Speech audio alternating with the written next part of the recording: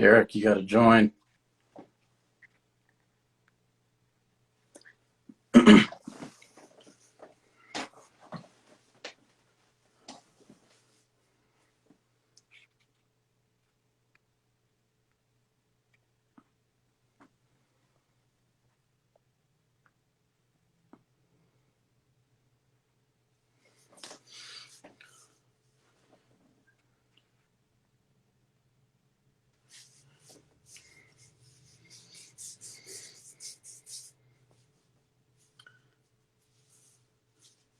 Derek, can you get on?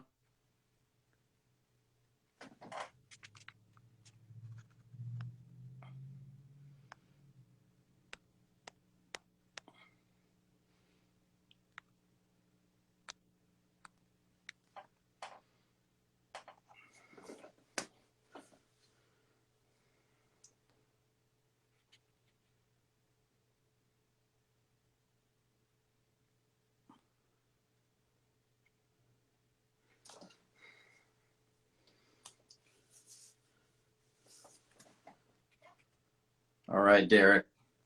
Can you hear me? I can hear you. Can you hear me? Yeah. So people want to ask you questions today. If anyone wants to ask Derek something. Oh, Kaleo Kwan. Yeah, we got Derek Galanis here. And Derek, maybe you could kind of tell your story. Sure. So, I'm the son of John Peter Galanis. John Peter Galanis was dubbed at his trial recently with Devin Archer and Bevan Cooney one of the top 10 white-collar criminals of all time. And one of the things that's happened, particularly to the Italian mafia over the last 15, 20 years, is that I don't want to say they've legitimized, because that's not really the truth. What they've done is they've gotten into white-collar crime, much more profitable for much less time behind bars. And I was raised in Southern California with the two sons of Rosario Gambino, Tony and Tommy Gambino. And me and my brother Jason were sort of their foils. And we worked on a lot of businesses together. And my book, Greed and Fear of the Galanis Crime Family, is about this new form of organized crime that is plaguing America that no one is talking about. Now, maybe we could talk about, because I know when I interviewed you, we didn't necessarily talk about, like, when did the feds, when did you know you were being targeted by them, so to speak? So, when I was in college, I was about 22 years old. An associate of Rosario Gambino's and my father's from Terminal Island came home to work for one of our financial businesses, another scam business. But he was also a drug dealer, particularly a drug manufacturer named Dennis Alba. And I dealt drugs for Alba through college. It was sort of a normal thing for us to do. Everybody knew Dennis was making drugs. He didn't keep it a very good secret, so to speak. But the feds weren't really on to me and on to the Gambinos through that link until Dennis was under investigation about 5 years later when I was in my late 20s. I had come back from Kosovo. I lived there for about 2 years. It was an insurance business, a business I thought was legitimate, but was another part of this new organized crime, white-collar crime. When I came back, when the business shut down, I walked right into Dennis Alba's DEA investigation into ecstasy. And the investigation leaned very heavily, on me. And why is that? My connections to the Gambinos. And there were a lot of articles written really about my bail hearing where they sought to keep me restricted based on the fact that I was seeking financing from the Gambinos for that drug lab. Now, was I seeking financing? What I was doing was trying to sell some ecstasy pills through them back east, which, you could have looked at as financing. They're always going to play it the best way they can play it. So that was the first time I recognized the feds were on to me, the first bust I had as well. And what do? They send you like a target letter, or? No, okay, so what they do is they send banks various target letters, and they say, do not reveal these to the people behind this. Now, lucky for us, the bank actually sent us the target letter by accident. And that's what shut down the DEA investigation. They said, okay, we got to grab these guys. Well, that and my father, who was on the run at the time, he had escaped from a work release program in the state of New York because he thought he was going to be indicted on a pump and dump we did out there. By the way, that never came to indictment. He went to Mexico.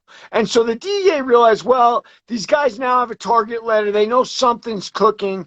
And Galanis' father took off to Mexico. So we better get him while we're still within our reach. Because, my father was going to head back to Europe, and that was going to be the end of that. So they took us all into custody at that point. I personally think they wanted to leave the investigation open a while longer because they wanted to tie Gambino into it better. Was Gambino involved? I mean, sort of. I asked him to sell drugs for us. He agreed to look around, and we were busted shortly after that. But, look, if you know the DEA and you know the government, if I had given them that information, I'd have gone home in 6 months, and Gambino would have been looking at 20 years instead of me. As it is, I protected Gambino, protected my father, protected my older brother, and they tried to give me 20 years. I got 11. I won my appeal. Eventually, I beat him down to 9. And I did 6.5 years on a 9-year sentence for ecstasy manufacturing. Now, could you explain, people listening to us, what a target letter is? Okay, so when the government investigates, they obviously have to go to certain institutions, often financial institutions, because what are they tracking? They're tracking the money. And they will send these letters to these institutions and say, do not tell the client they're under investigation, but we would like to know X, Y, and Z, whatever it is. But there's multiple forms of target letters. Years later, my brother received a target letter from the IRS. And why did he receive that target letter? He had been dining at the Peninsula, I believe, in LA with Tommy Gambino, who was at the time the underboss of the Los Angeles crime family. So agents are following him all the time. And they saw him with my brother. And they said, oh, wonder who this guy is. They followed my brother back to his mansion. They investigated him a little. They figured out my brother was the son of John Galanis, also a notorious criminal, also known to be mobbed up from years ago. And they also found out that my brother had never paid taxes in his life while he lived in his Beverly Hills mansion. So they sent him a target letter saying, hey, we'd like to talk to you. Now, why did they do that? Because what they were really after was Gambino. They weren't after my brother. And my brother really just walked into that by hanging out with Gambino at a hotel, which he never should have done. But, ego makes us do stupid things. We fall out of line. He's sitting there getting drunk with him, didn't realize that would be the beginning of the end for him. So, of course, after that, my brother agreed to testify against Gambino, wore a wire against him for a better part of a year. So he was part of that. He was part of the kind of like surveillance. Yeah, well, more than surveillance, right? Undercover. I mean, he was actually wearing a wire while he talked to Tommy Gambino. And the separation I need to make a point here, Todd, is, I was willing to take 20 years in the head to protect not only my brother but Tommy Gambino also, and my father and others. But as soon as my brother got in trouble, on his tax case, which probably would have been a 10-year beef if he fought him really hard, did some stupid things, he rolled over immediately. And it's just, that characterizes this new form of organized crime. It's a very selfish way of looking at the world. There's no honor. There's no code. And the reason the mafia has switched to this form of organized crime, in part, is because they understand under the old rules, everyone pretty much is a potential rat because the time is just too much. The pressure is too much for people. But under this white collar organized crime, it's a little bit easier. Let me give you an example. So my brother spent a year with Tommy Gambino wearing wires. During that time, Gambino wanted to do a pump and dump, and they had done pump and dumps before. They did Penthouse International together. So Gambino is going for my brother for the money for the shell. A couple $100,000, maybe double that. I can't remember. Before you go on, what is that? A pump and dump. A pump and dump or shell? Yeah, pump and dump. Okay, so what a pump and dump is, and it's the lowest rung on Wall Street. Shell companies, which generally are companies that used to be public, that no longer have a business. So the actual business is dead, but the public entity still has a life as a corporation exists. So what they do is they take businesses, high profile like Penthouse International, or not so high profile, as you've seen in The Wolf of Wall Street and Jordan Belfort, and they merge these businesses into the public entity. Then the promoters go out there and talk about the stock. Hey, they're doing this. Hey, they're doing that. It's going to be a great business. They run the stock price up because there's a very limited amount of shares in the public. The price goes up very quickly. Now, the people who actually are holding the majority of the free trading shares are those insiders running the stock up. Then they dump, and everybody who bought in, their shares become worthless, and the people get out on the pump side before the dump. So that's what a pump and dump is. It's very common. Tommy's done a bunch of them. My brother's done a bunch of them. Pretty much that's the go-to for any of these, what I term underground financiers. If they're in a pinch, they will do a pump and dump scam because it's the easiest thing for them to get to. What's the problem with pump and dumps? They're very high profile and dangerous because a pump and dump scam is a well-known Wall Street fraud, and some get overlooked and some don't. Penthouse International got overlooked. I mean, my brother got a lifetime ban for forging Guccione's name and also for some accounting tricks he did. But yeah, pump and dump scam is the bread and butter of these underground financiers. And when when the federal government comes to you, or if you receive a target letter, so they basically have enough to indict you, pretty much. Oh, absolutely. Like, look, my brother had no excuse on his taxes. And rather ironically, I put this in the book. I told my brother in MCC San Diego while I was protecting him, Jason, please pay your taxes. He was leaving. He was visiting me. I hugged him, and he gave me a smirk. Like, he rolled his eyes as if, like, yeah, like I need to pay taxes. Well, sure enough, less than 10 years later, those taxes were staring him, straight back in the face. But, that's the greed of these guys. They are not wanting to give Uncle Sam almost half their ill-gotten gains. They don't want to give Uncle Sam anything. So, yeah, it came back to bite my brother big time. Now, you wrote these books. Like, what made you decide to write the Greed and Fear book? I mean, because it is about your family and, your experience with the federal government. Well, okay, so I will say this. I worked with my family for a better part of 20 years. And they ripped me off on everything I did. And keep in mind, I was the one who was looking at a 20-year shotgun in the face. They weren't, because every time they got in trouble, they flipped, like Jason did with Gambino. So I was angry. And I got to admit to you, I wrote Greed and Fear out of a lot of anger. But let me say this too.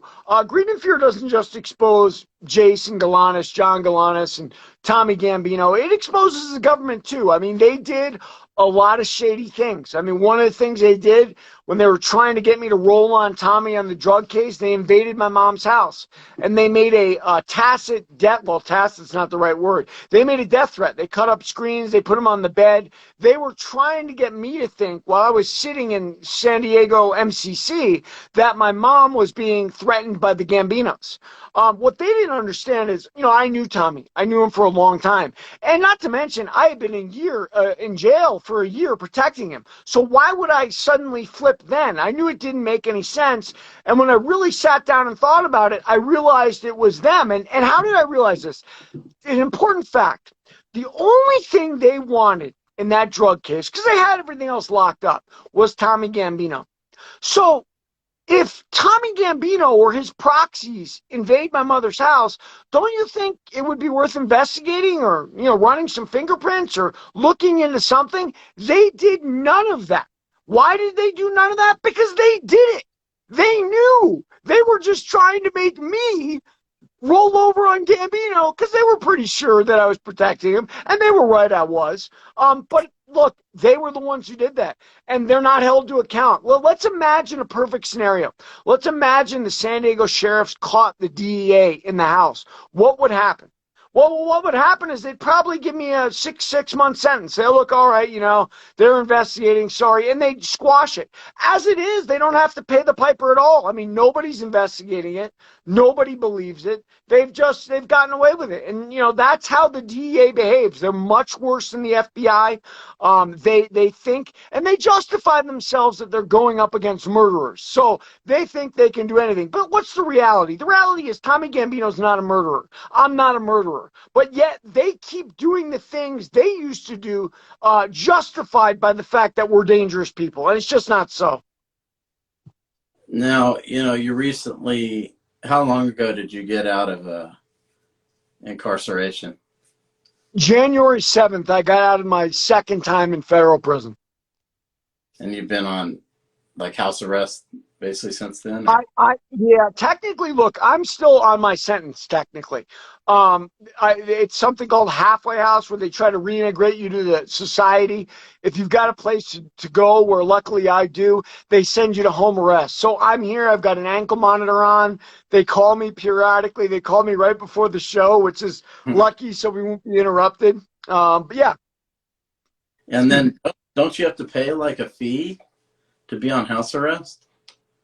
Well, yeah, okay, so a lot of those fees, don't quote me on this, were waived because of COVID. You generally pay a lot of your salary, you got to work a job, and I am working towards them. But that's all been waived because of the COVID situation. So it's a little different right now. But listen, I've got a $20 million fine from my last case. And I want to explain, Todd, that, I never saw any of that money. But if you plead guilty, which you essentially have to do to avoid a larger sentence, you're going to be responsible for the entire value amount of the conspiracy. So I'm paying on what were my father and brother's ill-gotten gains. I mean, it's insane, but that's conspiracy law in this country. Yeah, so what you're saying is usually like the government, most people are going to plea because, like you were saying, when I interviewed you, was that the government's usually going to win those cases. Listen, the feds have a 97% winning rate or something like that. I mean, the feds do not lose. When they lose, they come back stronger than ever. I mean, you cannot beat the federal government. And in some ways, it makes sense. I mean, look, the judge is supposed to be an arbitrator, but is he really an arbitrator, or is he just an extension of the government? Of course, he's an extension of the government. I mean, the prosecutor has incredible power. Most people think the judge is actually running things. I can tell you, in a federal courtroom, the prosecutor is more or less in charge, and the judge is sort of a monitor to make sure everybody plays nice. And by the way, he doesn't really hold the prosecutor to account, but he certainly holds your defense lawyer to account. So you're saying the prosecutor has more leeway to do whatever they want? Well, I mean, look, anybody who's been through the system knows that the prosecutor is essentially the judge. He's going to determine your plea bargain, right? And so since he's going to determine your plea bargain, he's really determining your sentence. The whole idea of a judge is sort of at this point ridiculous. They don't go against the prosecutors. In very rare occasions they go against them, but it's not typical. And the real power in that courtroom is in the hands of the U.S. attorney. Now, you kind of recently started going on social media, to talk about your books, but also maybe to talk to people about things that go on in prison. What do you think of some of the other guys you've seen doing that? The ones I kind of... Look, I got to be fair. I mean, a lot of them are telling it how it is. But everybody has a perspective. Like that fellow that you introduced me to, what was his name? Comrade Sinke, is that right? Yeah. I remember he was saying, do mobsters get better treatment in prison? And he summed it up, no. And by the way, from Comrade Sinke paradigm, from his perspective, I could see him saying that. But I can tell you this too, Todd. I can tell you that as a Gambino-listed crime family associate, the guards treated me differently. Did I get outright? Did I get lobster and crab like in the movie Goodfellas? No. But they did treat me differently, and being treated differently by someone who has power over you is certainly a different treatment than the rest of the people. So it makes it a little bit easier on you. And thankfully the guards also spread that rumor around, so all the prisoners get the idea. Hey, I don't want to mess with this guy. He's a Gambino crime family associate and a black belt. And so I appreciate that help because you don't really want to have problems in prison. Sometimes it's unavoidable, but usually the guards do that work for you. Now, on the other hand, if you are a child molester or something like that, the guards also do that work for you too. They will let people know. If you're trying to hide, good luck, because you're not going to be able to. Now, how would you say that they had treated you differently? Just much more respectful. Always trying to engage in conversation, always trying to be friendly. You had some that were, how could you say it, were a little bit more gruff.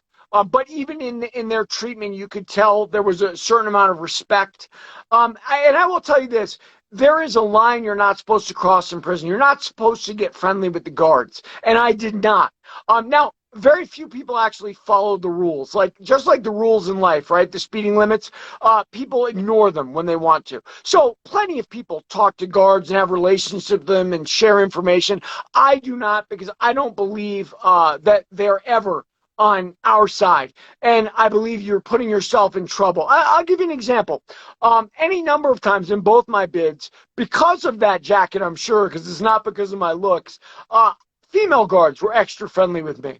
But, the one thing about female guards in prison, look, if you strike up a relationship with them, you're going to get caught. And why are you going to get caught? Well, first of all, the other guards hate you. And second of all the inmates hate you. And there's really no place to hide. They can see you. That's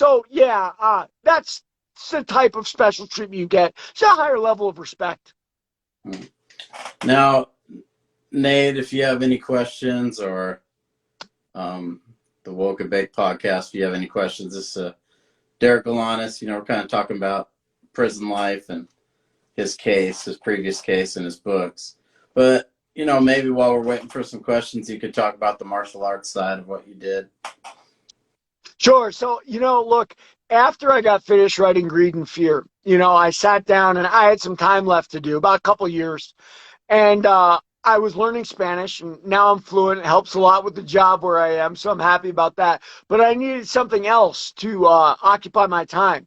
And I said, look, why not write a book about my passion? Instead of the evil that happened to me, why don't I write about something I love? And that's martial arts. And one of the things I strangely noticed as I started writing the book about martial arts, is that the same types of things that happened to me in my life of crime happened to me in the world of martial arts. And why is that? Because really I'm writing about human behavior.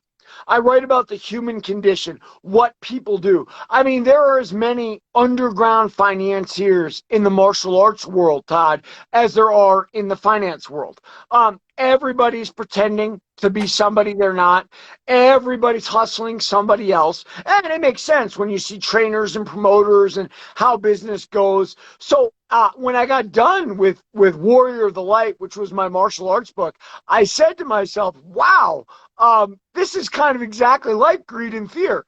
The only difference is there's sort of actually the happy ending, the triumph for both was me starting my martial arts nonprofit to teach kids. Because really it was that foundation in martial arts that gave me the strength and the self-worth to understand that the way my criminal comrades wanted to paint me just wasn't true. So, martial arts can give a person that type of confidence, that type of discipline to understand what they need to do and to be able to do it. And that's what I love, and that's what I want to teach kids, another generation. If I can give them that fortitude that martial arts gave me, that's all I could ever ask. Now, going on social media and stuff, kind of what were you hoping to accomplish with your kind of presence or content, so to speak?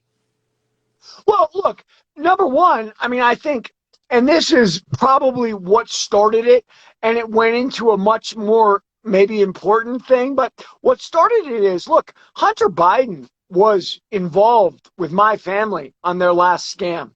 Hunter Biden was simply left off the trial that my father, Bevan Cooney, and Devin Archer went through in New York. My brother Jason pled guilty ahead of time, so he didn't have to be there.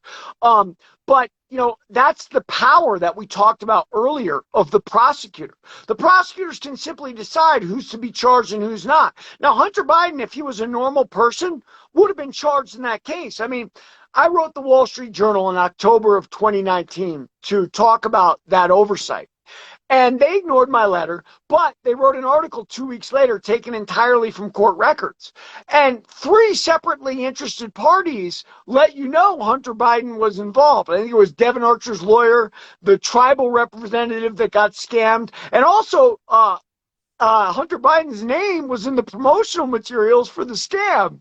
Now, if this was a normal person, a prosecutor would have charged him. Even if, as the article, I think, said in a tongue-in-cheek way that Hunter Biden's name was used, but he really didn't know. Yeah, okay, he didn't know. Well, I got news for you. If you're a regular citizen, you're going to be in jail on that case, whether you knew or not, because it's your company and you're on those materials created by your company.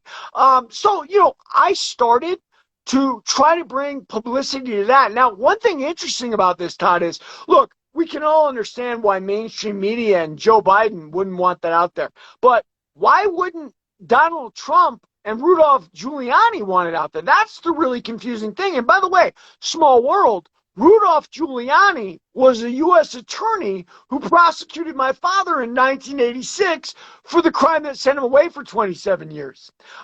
So it's all very interesting, especially now that Giuliani is being investigated by the DOJ himself. Really makes one wonder why Giuliani isn't screaming, hey, Hunter Biden was in business with the Galanises, known Gambino affiliates. I mean, it's one of the most confusing stories I've ever seen.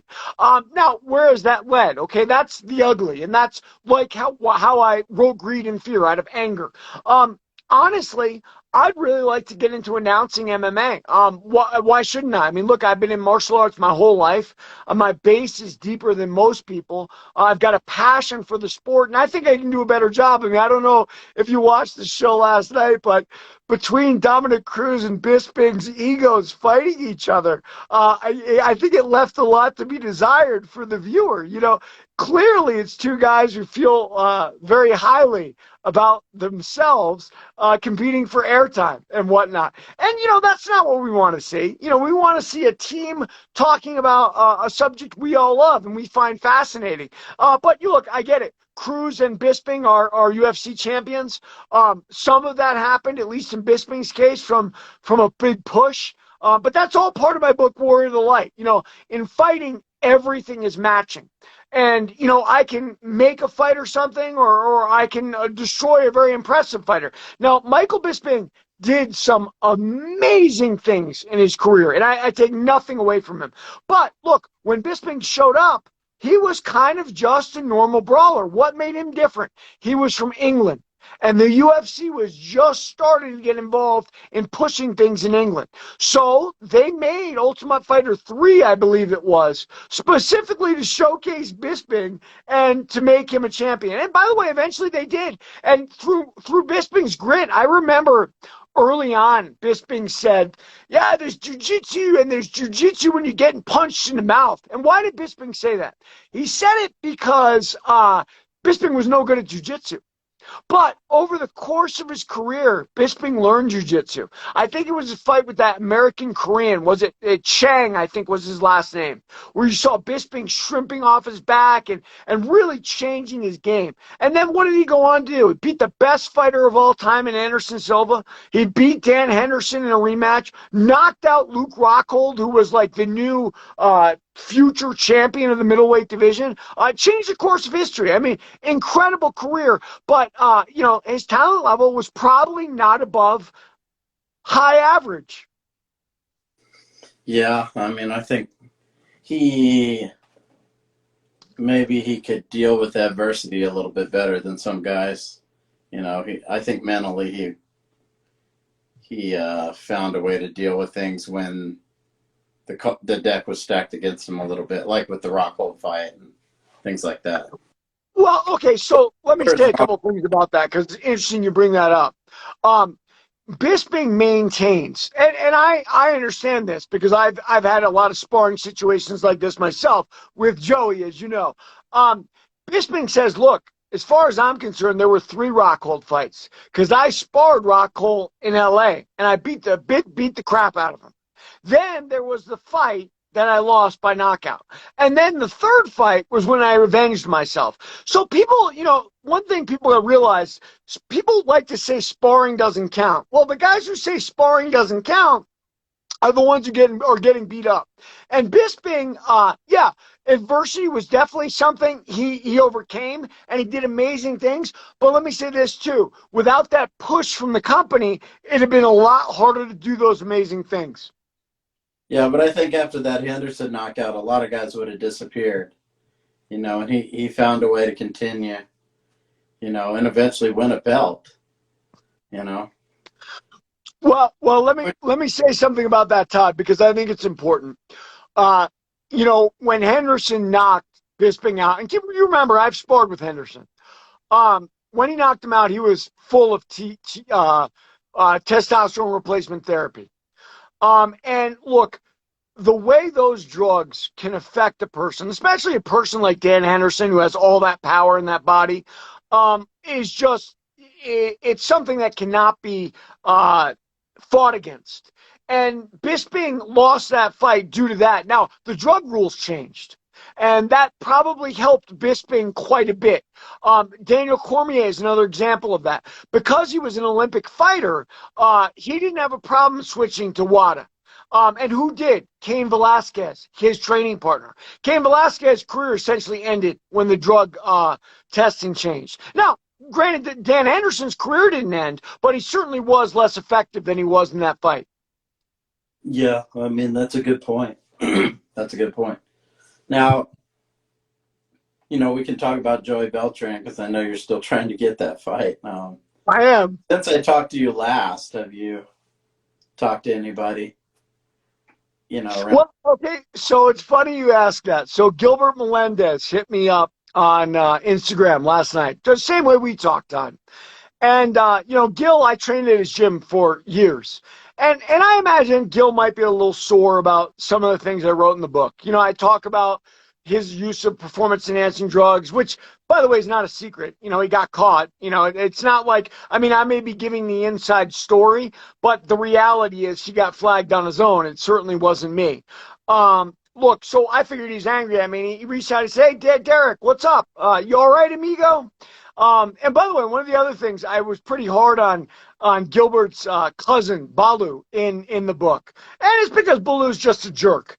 He hangs around. I think he does something with Combate Americas right now. And Gilbert and I talked shortly a little bit. He asked me where I was. I told him Salt Lake City. I don't hide from anybody. And some people might say, well, why would you let him know where you are? I don't care. I'll tell the Gambinos where I am. I'm in Salt Lake. Come find me. And the bottom line is, I mentioned to Gil, I say, Gil, look, man, you maybe would be very good at this bare knuckle stuff. There's no ground and pound, which was your specialty, but there's no leg kicks either, which I didn't say this, but he knows is his biggest weakness. Gilbert's a very tenacious guy, so bare knuckle might be up his alley. And he said back to me, he goes, "Hey, Derek, I'm already on it. I'm already talking to him." I said, "Oh, great. Tell him Beltran's ducking me." And he said, yeah, he said, when I get in conversations that are serious with him, I'll mention it. And he probably will, if not nothing more than a joke, why not? Doesn't no skin off his back. Plus, one thing about Gilbert is Gilbert knows I can fight. Look, Joey knows I can fight too. I mean, if there's any questions, probably maybe Feldman's not sure or whatnot. But those guys who are in the ring with me, they know. So yeah, there it is. That's the most recent. So you think that it's getting some more ground, maybe? Well, Todd, look, I'm going to push it until it ends. Now, will it end with Shoemaker? I know a lot of people in the bare knuckle world think Shoemaker's going to beat Joey. Look, I can tell you this. I know Shoemaker's got a lot of power, but Joey's got a granite chin. And Joey's got a lot of cardio. So my guess what's going to happen is Shoemaker's going to come out bombing. After about 2 rounds of beating up Joey's going to take over the fight. And then Joey will probably get him out of there because, I don't know how much intestinal fortitude Mr. Shoemaker has, but Beltran can be relentless till the end. It just happens that I'm as relentless as Beltran, which is why I want the fight. But yeah, I'm picking Beltran over Shoemaker this, I think it's June 26th. I don't know much about Shoemaker. I haven't watched a whole lot of bare knuckle lately. Well, I don't know much about him either, Todd, but look, he looks like a big, tough brawler guy, and he's got a tremendous power. But one thing I can tell you, and this is in Warrior of the Light, one of the hardest things to do is to train a guy with big power. And why is that? Because how do you train a guy to do something better when he hits people and they fall down? He says to himself, well, what am I learning from you? What do I need to learn from you? So they don't learn defense. They don't really even learn how to punch correctly. They don't learn how to throw combinations. All they do is load up. Yeah, the devastating puncher is the hardest person to train. And it's ironic, too, because they have some of the best talent. Let me tell you about a teammate. He knocked me out. Last time I've actually been KO'd. His name is Nick Pica. He's a Cesar Gracie guy, and he was in Bellator. And he got knocked out in Bellator finally. Pica hit as hard as Dan Henderson. Pica fought 85. And, just you could never teach the guy how to actually spar. And he had great coaches. He had Dan Black up there teaching him Muay Thai. But because the kid's power was so great, you could never teach him how to actually fight. Now, when he finally got knocked out in Bellator, he never fought MMA again. All he's concentrating on is jiu-jitsu. I mean, he was a grappler anyway from high school. But that's just what it is with guys with big power. And Shoemaker's just another one of those guys. And we'll see what happens. I mean, look, you may have big power, but Joey's not going anywhere anyway. I don't really have great power. I don't have knockout power. I don't have numbing power. I've got power like Beltran. I'll be there all day long, and I'll keep giving it back to you. So that's why I think it'll be a great fight with Beltran. I think me and him will destroy each other, make each other's faces into mush over the course of the fight, and I think people would love it. And by the way, I think in his own way, Beltran probably wants to fight.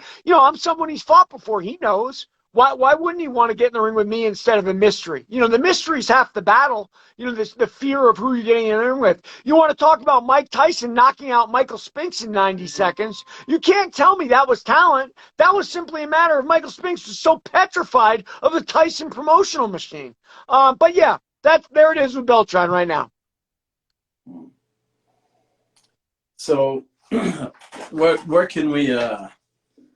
Where can people that watch this see some of your other stuff that you're doing or follow you as far as some of the other things? Oh, okay. So my my Facebook account is Derek Meyer Galanis. My Instagram account, I believe, is Galanis Meyer. You should have it right there in front of you. Yeah, and my Twitter account's Galanis Meyer. My Instagram account is Derek Galanis, I believe. I don't, like I said, I don't hide. You want to find me, you can find me. And I'm posting on all three of those. And also my TikTok account is Derek Galanis as well.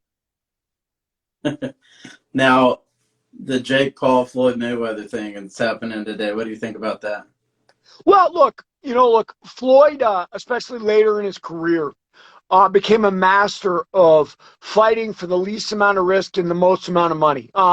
Robert the Ghost Guerrero was a great example of that. And I was from the Bay. Gilroy is where Guerrero's from, but everybody knew Guerrero had no chance. But Mayweather pocketed something like $70 million for the fight. And why wouldn't you fight a guy who is maybe a B-level pro like Guerrero, multiple-time world champion, for $70 million rather than fight somebody much tougher where you could lose? Now we've got a whole different beast. I mean, Logan Paul has basically zero experience. I mean, he's a big guy, right? And we know size is a big thing in the fight game.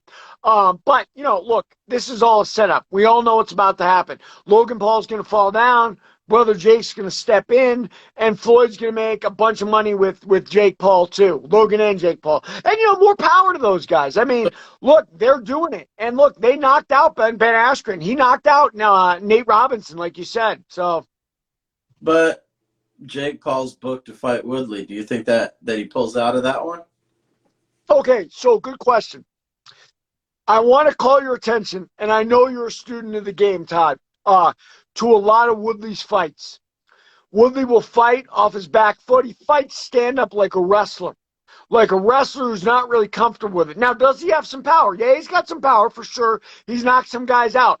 But his actual stylistic stand-up is not that good. He's a very typical MMA grappler who's learned stand-up, and maybe that works with little gloves. You're not going to have little gloves against Jake Paul. So what do I think? I think it's a great next step for Jake Paul. I think it's very interesting. It's going to be an interesting fight. I know Jake Paul's a wrestler himself. We'll see. We'll see what happens. I do not think he's going to pull out. I think they're actually going to fight, and I think people might be surprised with the decision. Now, one thing I do want to say, I very rarely make predictions. Why? Because anything can happen in a fight. But is Jake Paul a live underdog in a fight with Woodley? You bet he is. Yeah, I think so too. But when you said he's going to step in, it's like, why would Floyd do this fight with Logan if there wasn't something else on the back end that he could be sure of?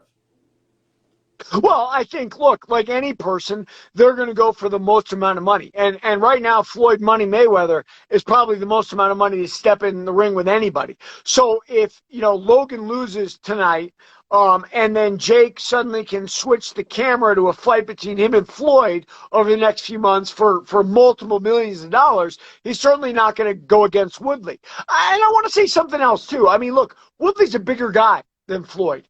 And I know a lot of people don't understand this, but, I've tried to make a point of it in Warrior of the Light. Size is absolutely a huge factor in combat sports. It's why the UFC, their first rule change was basically weight classes, under 200 and over 200. It's because a weight difference is something that is very hard to make up.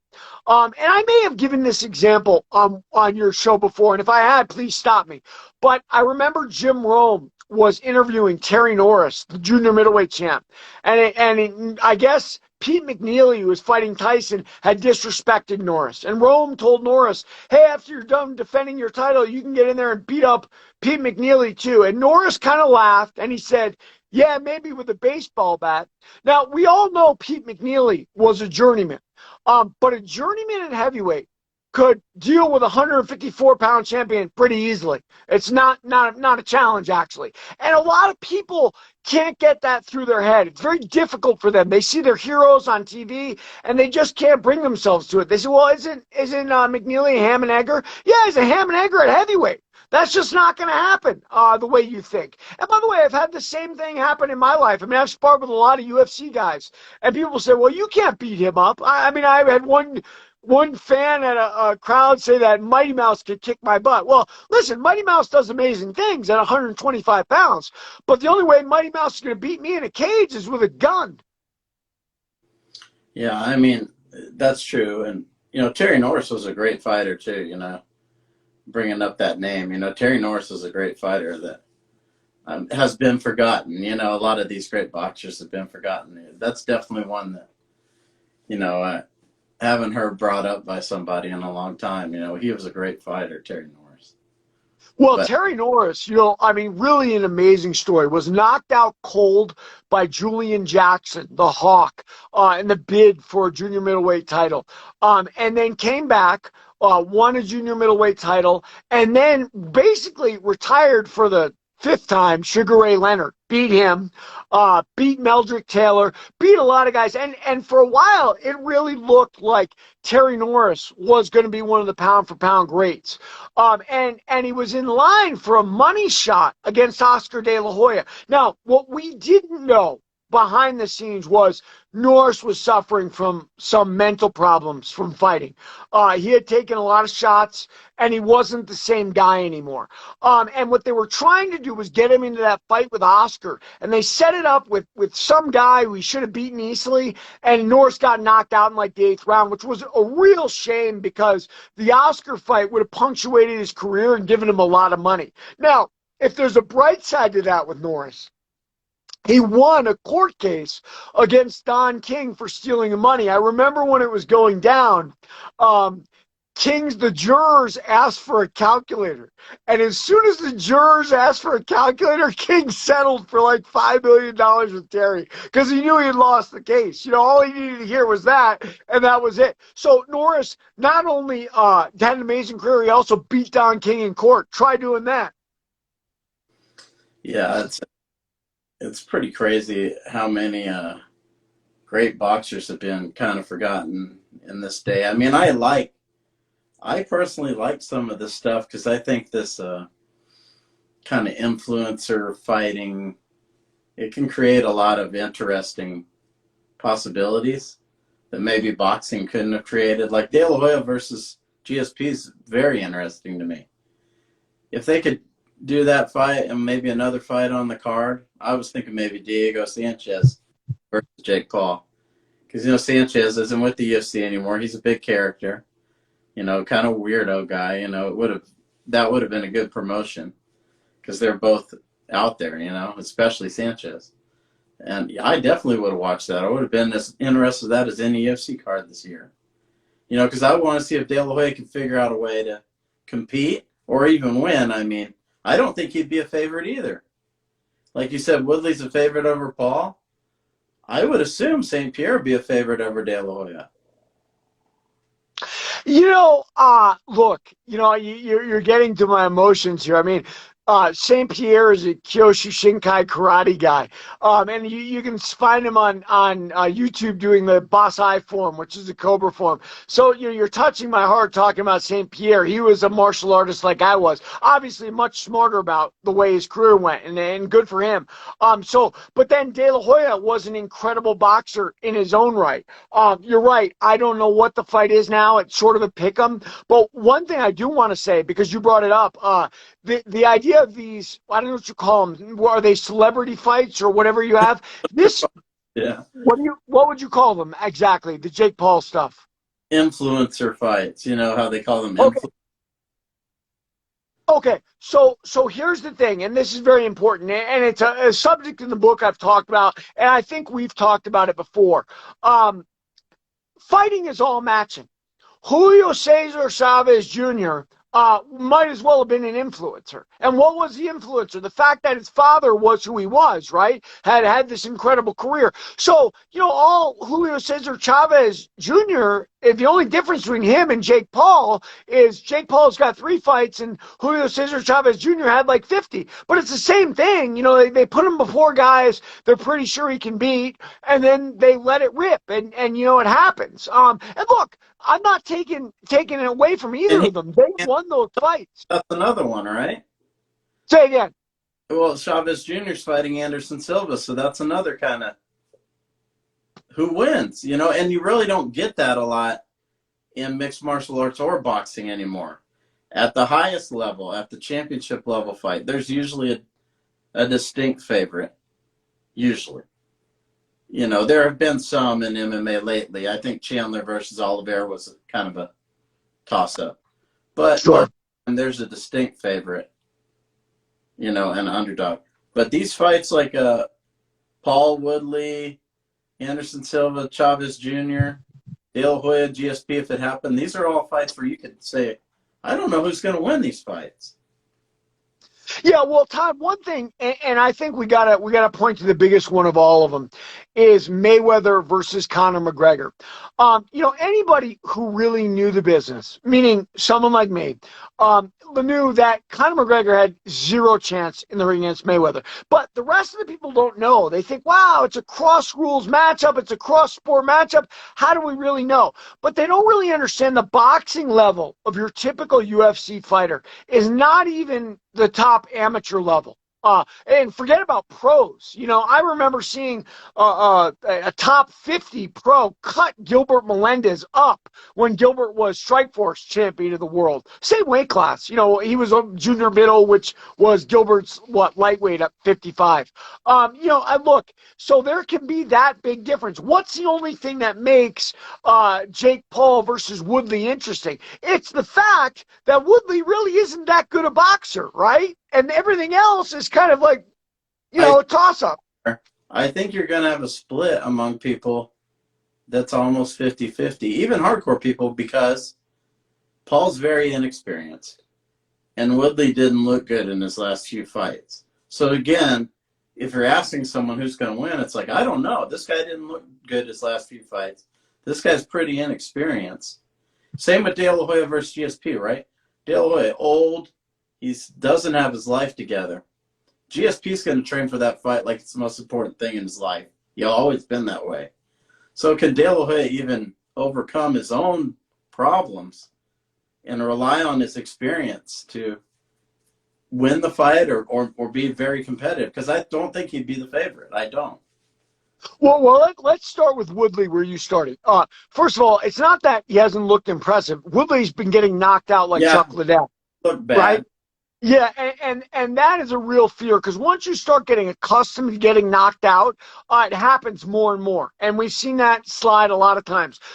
Do I fear that maybe Jake Paul might knock out Tyron Woodley and make the MMA world look ridiculous? Of course I do. And that very well could happen. Now, with De La Hoya, look, De La Hoya's got the same demons every human being has. De La Hoya has it a little worse. Why? Because he's a multimillionaire and he's a model-looking guy who is a world champion. So, he's got problems with drugs, alcohol, and women. And, look, those are demons that are hard to overcome. And we know one thing about George St. Pierre. I don't know anything about his personal life, but he trains, and he trains hard. So you're right. That's the big difference. Can De La Hoya take it seriously enough to actually win the fight? And to be honest with you, I would pick GSP in that fight. Yeah, and same with Chavez Jr. and Silva. Chavez Jr. not necessarily an elite boxer, but very experienced. Here's Angel Manfredi. Speaking of boxers who were not, remembered,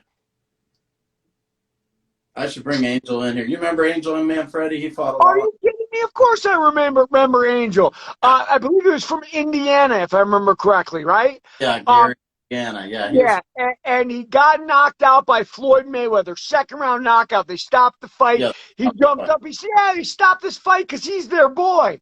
And, it was something, we didn't really see. He was giving us the behind the scenes that, they wanted Floyd to be champion. But, yeah, I remember Angel well. Yeah, and to get back to the, he'd be a good guy to talk to about some of this stuff. But, the Chavez Jr. Anderson Silva fight, I think there'll maybe be a split on that one even. Because, Anderson Silva's kind of been down the road now. But, that one I think might be somewhat of a pick 'em even. So. I think it's an absolute pick 'em. Look, Anderson's been fighting MMA for 15, 20 years with his hands down because he doesn't know how to sprawl, right? So now he's fighting in boxing where he's going to have to keep his hands up.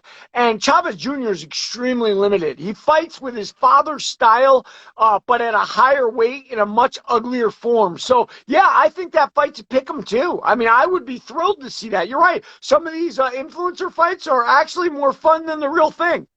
Yeah, that's what I'm kind of talking about, because boxing is struggling to give fans the fights where it's like, I don't know who's going to win.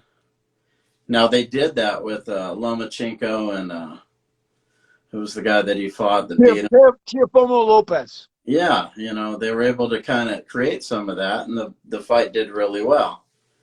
And then I don't think anyone expected Canelo to lose, but they were promoting it as a fight that was going to be competitive, and so I don't know what the numbers were on it, but yeah, that one had a lot of attention too. So, well, Todd, so what you're talking about is very important. Yeah, go ahead. So what you're talking about is very important, because what you're talking about is a failed business model of boxing versus the business model of the UFC.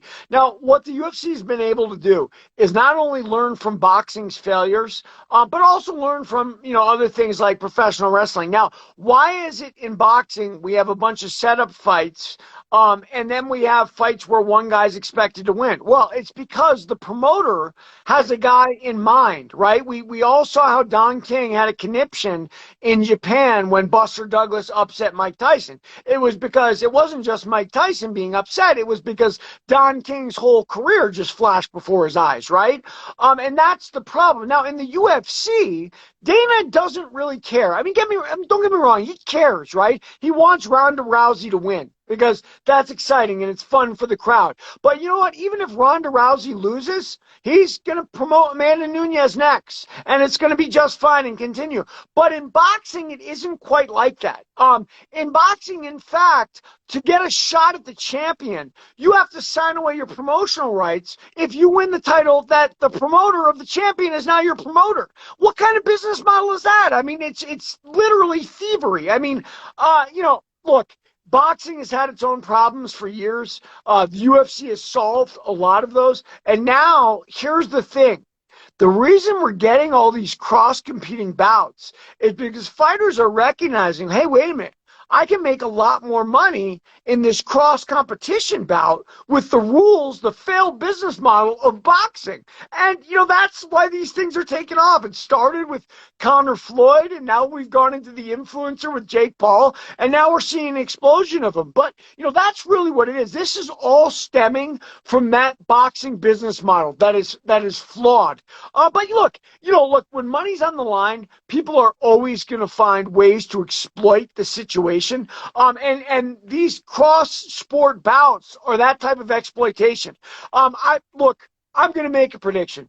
I think Jake Paul is going to knock out Woodley, and people are going to be shocked. It's because the level of boxing in MMA is not that good, and Woodley's on a roll of getting knocked out. And I think the world's going to be shocked, and Jake Paul's going to maneuver himself into a $100 million bout with Mayweather. I mean, it's actually comical. And by the way, this goes back to a main point of mine, Todd. Everything is matching. Everything. Yeah, I mean, Henry Cejudo, he came on and said, I saw him on Instagram Live, and he was saying that he thinks Paul will beat Woodley also because, his reasoning was, look, Paul's been training for boxing for a long time, several years, in a serious manner. And anyone who's been training it seriously and competing here and there can deal with someone who has a big right hand, which is what Woodley has. Other than that, he's not going to have the skills to beat Jake Paul. He'll have a chance, but when all you have is a big right hand, a guy who knows boxing, knows his way around the ring can deal with that. And that was kind of what he was saying. He's saying a lot of you MMA fans aren't going to like to hear this, but that's what... Agreed. And coming from the horse's mouth, I mean, Cejudo was an Olympic champion in wrestling, right? Yeah. That had to make that adaptation. And when he didn't make it early on, he got knocked out by Demetrius Johnson. Now he figured out, wait a minute, why don't I make the fight my fight? And then he laid and prayed on Demetrius and won the fight and, retired a 2-division champion pretty early. But, Cejudo knows what he's talking about because Cejudo is Woodley. Yeah, but also Cejudo competed in Golden Gloves, in his state level, I guess. So he knows his way around a boxing ring. He respects it, And he was saying a lot of you guys aren't going to like to hear this, but, Jake Paul would beat a lot of these guys that are mixed martial arts in boxing because if he knows his way around the ring, which I suspect he does, with all the training he's been doing, he's going to be able to deal with someone who only has maybe one weapon. He's gonna without a doubt. And by the way, the story goes the other way too. If you put these boxers in a ring with MMA guys and allow grappling and ground and pound, the boxers are going to get destroyed. So, it just, and when are we going to see that is what I want to see. I mean, I know Tyson Fury talked about it, but he'd be crazy because someone would chop him down and ground him out, Well, we won't see that because there'll be a distinct favorite, and that's not what fans want to see. They want to see a fight where they don't know who's going to win. And I think that these kind of boxing influencer matches allow for that. They allow for different weight classes. You got a guy with a 40-pound weight advantage fighting Floyd tonight. They allow for the circus a little bit. These guys may not be as experienced, but we'll get a 40-pound weight advantage, or we'll do this or that, just to kind of make it weird. Kind of like the early UFCs, That's what the early UFCs were. It was a circus. Sure. And this is kind of like that. Early UFCs with boxing gloves on. You got Chad Yeah, yeah. Cincinnati Bengals boxing somebody tonight. It's crazy. It's funny you say Yeah, that. Remember that Art Jimerson came to the ring with a boxing glove against Hoist? yeah, it's crazy. You got guys. It's nuts. But I think fans are gonna enjoy that because it's not gonna be like something where it's just a bunch of bad technique. GSP versus De La Hoya is an interesting fight. Paul versus Woodley's an interesting fight, even though Paul hasn't competed enough for most people to look at his technique. The average person isn't going to look at it from a technique standpoint. They still see Jake Paul as a YouTuber. But, I mean, Anderson Silva and Chavez Jr., who's going to win that fight? Probably Chavez Jr., but Anderson Silva pretty experienced. It's not like, and like you're saying, it's not like Chavez Jr. is as good as his dad, you know. But he's got enough experience as a boxer. You think he'll beat Silva easily, or that it'll be? No, no. Listen, I think that stylistically is a very interesting fight. Yeah, I think it's a pick 'em, like you said. I mean, Chavez Jr.'s style is really ugly. It's his father's style at middleweight, which, to be honest with you, just doesn't cross over. And I imagine, by the way, since they're not going to have to fight at middleweight, they're going to fight at middleweight MMA. Probably they'll fight at 185 or something like that. I mean, Chavez Jr. had weight problems his whole career anyway. But yeah, no, I can't wait to see that one. I think that's a pick 'em too. yeah. So they have all this different, I would say, ammunition to make matches that the UFC doesn't. The UFC can just pick fighters from their stable and say, fighter A fights fighter B, so and so and so and so and so and so. But these influencer boxing, they can pull from anywhere. They can pull from MMA, they can pull from football, whatever they want to do to try and make something entertaining. You know? Right. I mean, look, that's the whole thing with boxing. It's a quote unquote free market, right? Now it didn't look so free when Don King held reign over the heavyweight division for 30 years. But look, times have changed. I mean, King is a minimal, if figure at all, in boxing now. And we're seeing these influencers do great things. Look, I think it's fun. I'm sure Dana White hates it, and that's why he Yeah. wanted to block De La Hoya. But yeah, because Dana's saying to himself, look, we're the ones making these guys into something, and now they're stepping outside and making money. What's going to happen? Are they just going to leave me? And I can see that, but look, it's not really Dana's problem anymore. George St. Pierre's not fighting anymore, so what's the big deal? I agree. But look, Dana is one of those guys. I mean, the way he'll look at it is you could tarnish the UFC's reputation or whatever. I don't know if any of it holds true. Probably a lot of it is control and ego. Yeah, I agree. Well, it was good talking to you again, and we'll definitely maybe we can talk about some of these fights after they actually happen. That'd be fun. We do this again or a podcast, whatever you want, Todd. I'm here. Yeah, maybe we could do a panel or something, get some characters together. But That would be awesome. yeah, it was great to talk to you again, and I hope you enjoyed it. And yeah, we'll definitely catch up again. Sounds great. All right, take care.